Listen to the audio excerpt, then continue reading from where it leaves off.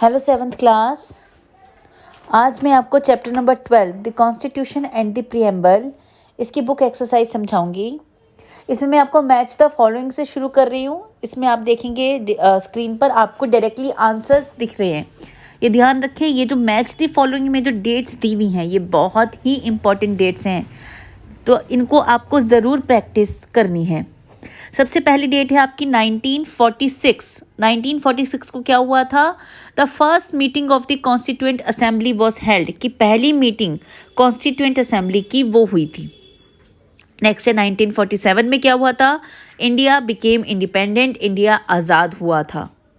Next है 1949। 1949 को क्या हुआ था?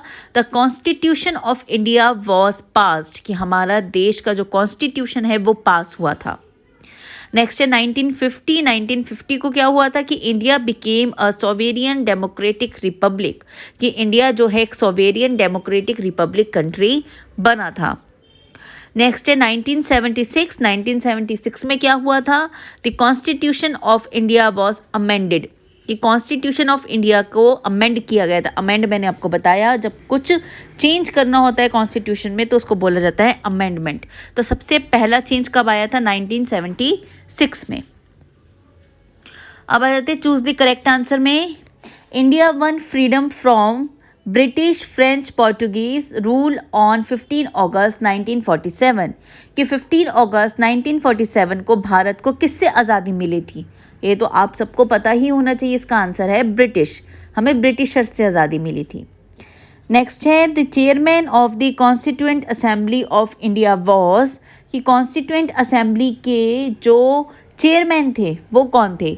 Doctor Rajendra Prasad, B.R. अम्बेडकर और मौलाना आज़ाद। तो इसका आंसर है डॉक्टर राजेंद्र प्रसाद। नेक्स्ट है the source of Indian constitution is, कि इंडियन कॉन्स्टिट्यूशन का जो सोर्स है यानी कि जो शुरुआत है वो कैसी है? The president of India, the prime minister of India, the people of India.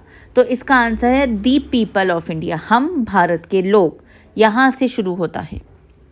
Next है a democratic socialist secular state does not have an official religion, कि किसका ऑफिशियल रिलीजन नहीं होता? डेमोक्रेटिक कंट्री का, सोशलिस्ट कंट्री का, कि secular country का? तो इसका आंसर है सेकुलर कंट्री का। नेक्स्ट है a democracy can work only if there is a spirit of, कि डेमोक्रेसी तभी वर्क कर सकती है जब वो स्पिरिट हो हमारे अंदर। कौन सी स्पिरिट हो? जेलेसी की, ब्रदरहुड की, कि कंपटीशन की? तो इसका आंसर है ब्रदरहुड की। हमारे अंदर एक मेल जोल वाली, एक दूसरे को सपोर्ट करने वाली फीलिंग होगी, तभी हम डेमोक्रेसी को सक्सेसफुल बना पाएंगे। नेक्स्ट है आपका ट्रू और false. The constitution of India was framed by the British government, कि कॉन्स्टिट्यूशन जो था हमारा इंडिया का वो ब्रिटिश गवर्नमेंट ने बनाया था। तो ये स्टेटमेंट गलत है। करेक्ट स्टेटमेंट क्या है? The constitution of India was framed bye constituent assembly, constituent assembly के द्वारा बनाया गया था। नेक्स्ट है Sarojini Naidu was a member of constituent assembly, कि सरोजनी नायडू जो थी वो कॉन्स्टिट्यूएंट असेंबली की मेंबर थी। तो ये स्टेटमेंट करेक्ट है। नेक्स्ट है the preamble is the conclusion of the constitution, कि प्रीएम्बल एक कंक्लूजन है कॉन्स्टिट्यूशन का। तो ये स्टेटमेंट फॉल्स है। करेक्ट क्या है? इंट्रोडक्शन, कि प्रीएम्बल जो है वो इंट्रोडक्शन है कॉन्स्टिट्यूशन का, कंक्लूजन नहीं है, इंट्रोडक्शन है। नेक्स्ट है when the prime minister president of India dies his her son became the next president. तो ये स्टेटमेंट भी फॉल्स है। इसको आप करेक्ट करने के लिए आप ये लिख सकते हो कि when the president of India dies his और her son not become the next president, या फिर इसको आप ऐसे भी छोड़ सकते हो क्योंकि इसका स्टेटमेंट जो है वो करेक्ट नहीं हो पाएगा। नेक्स्ट है all Indian citizens are equal in the eyes of the law, कि सारे भारतीय जो है कानून की दृष्टि में एक समान है। तो ये स्टेटमेंट करेक्ट है।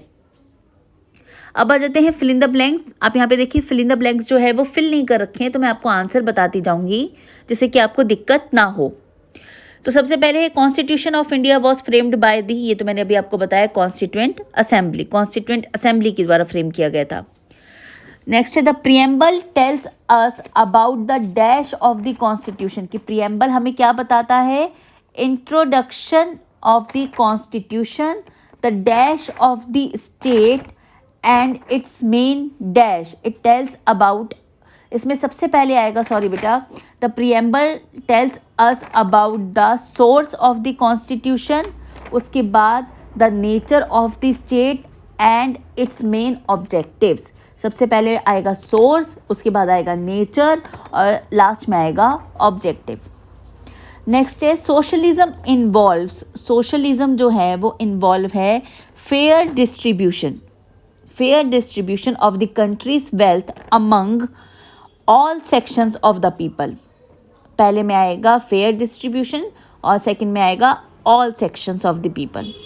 नेक्स्ट है the people of India elect their own government because India is a democratic country.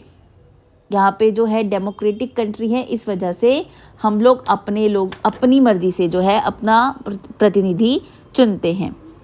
Next है the president of India has a fixed term of 5 years। President का जो है 5 साल का टर्म होता है। तो अब आपको आई होप कोई दिक्कत नहीं होगी बुक वर्क में, आप इसको फिल ज़रूर कर लीजिएगा।